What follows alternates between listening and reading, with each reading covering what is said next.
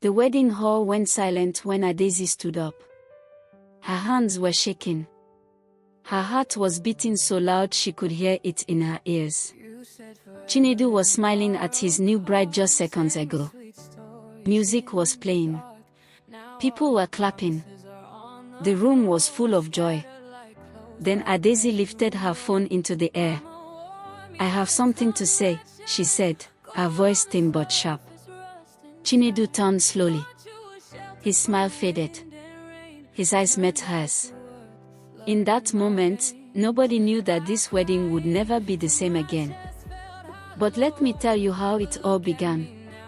Years ago, Chinedu was not the proud man standing in a shining agbada. He was a young man with big dreams and empty pockets. He lived in a small room with cracked walls and a roof that leaked when it rained. He wanted to start a business. He talked about it every day. He said, "One day, I will be great. Just wait and see." And Adaeze believed him. She loved him deeply. She loved his smile.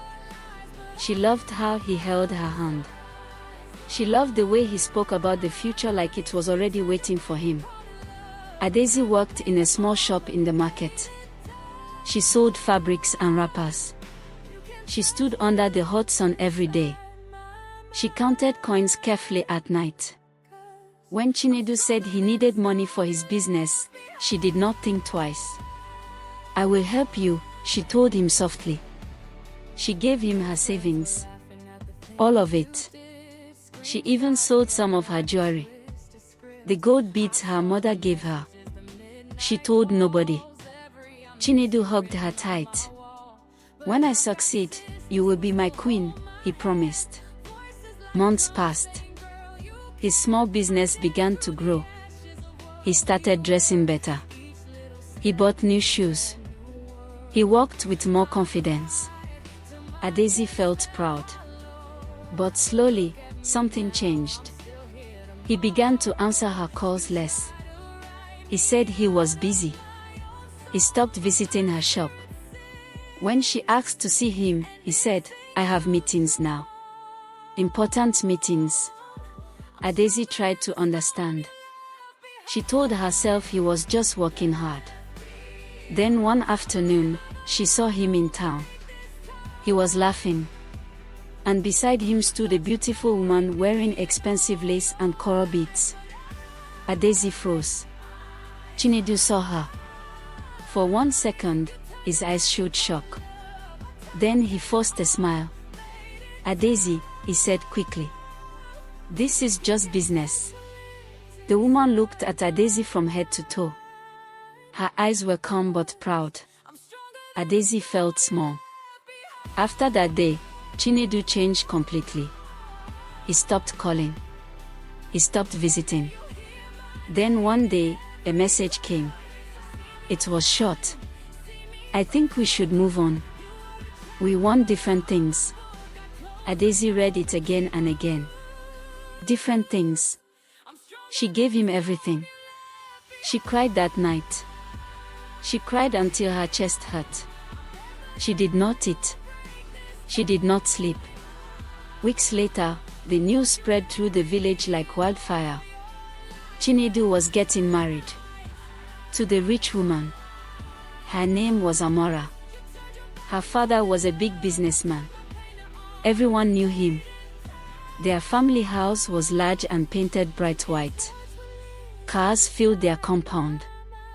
And then the wedding invitation arrived. It was beautiful. Thick paper. Gold writing.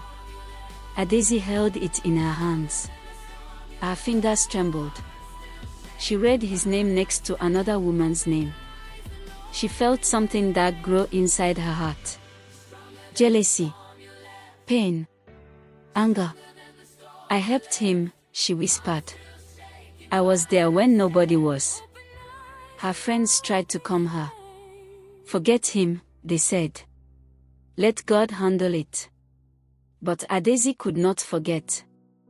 Every night, she remembered his promises. "You will be my queen." Those words burned inside her.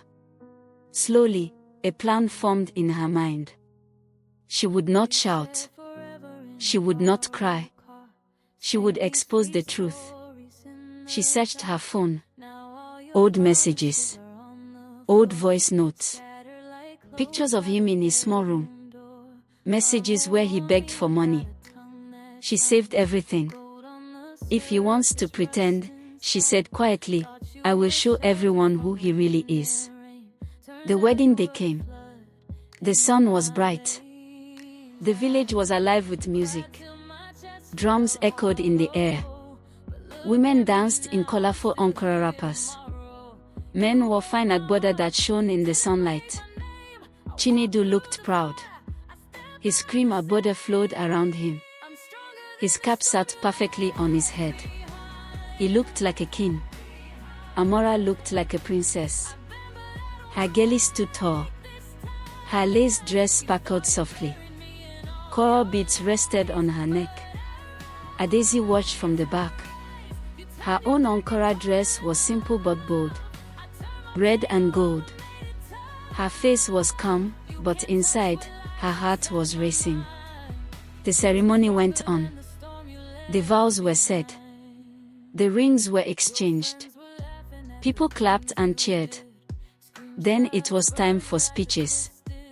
That was when Adesi stood up. Her legs felt weak, but she did not sit back down. I have something to say, she repeated. People turned. Chinedu's face went pale. Adesi walked slowly to the front. I supported this man when he had nothing, she said, her voice shaking but clear. I gave him my savings. I believed in him. Mamas filled the hall. She lifted her phone. I have proof. She pressed play. His old voice filled the speakers. Adesi, please help me. I promise you, when I succeed, you will be my wife. The room became heavy. Amora's smile faded. Chinedu stepped forward. Stop this, he whispered harshly. But Adesi continued. Pictures flashed on the screen. His old room. His messages begging for money. Gasps spread through the crowd.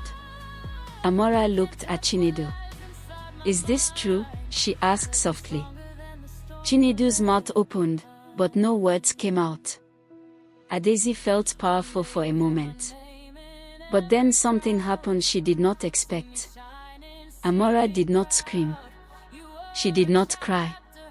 She turned to Adesi and said calmly, "Thank you for helping him when he was struggling." The hall went quiet again. Amora faced the crowd. Yes, he had a past. We all have a past. She turned back to Chinedu. But did you lie to me? Chinedu shook his head slowly. I told you I once dated someone who helped me. Adesi's heart skipped. Amora looked at her gently. You were important in his life. But today is not about the past. It is about the future. Adesi felt her power slip away. She had imagined chaos. She had imagined the wedding stopping. But instead, she felt small again. Tears filled her eyes. I loved you, she whispered to Chinedu. He looked at her with regret. I cared for you. But people grow. Things change. The words hurt more than shouting would have. Suddenly, Adesi realized something. She did not come here for justice. She came because she was still hurt. And no public shame could heal that wound. The hall was watching her. Her hands dropped slowly. I'm sorry, she said quietly. She turned and walked away. Outside, the sun was still bright. The drums were still beating inside. Life was still moving. Adesi stood alone under a tree. For the first time, she allowed herself to cry fully. Not from anger. Not from jealousy. But from letting go. Weeks later, Adesi started something new. She opened her own small fabric store. Bigger than before. She worked hard. She smiled more. She healed slowly.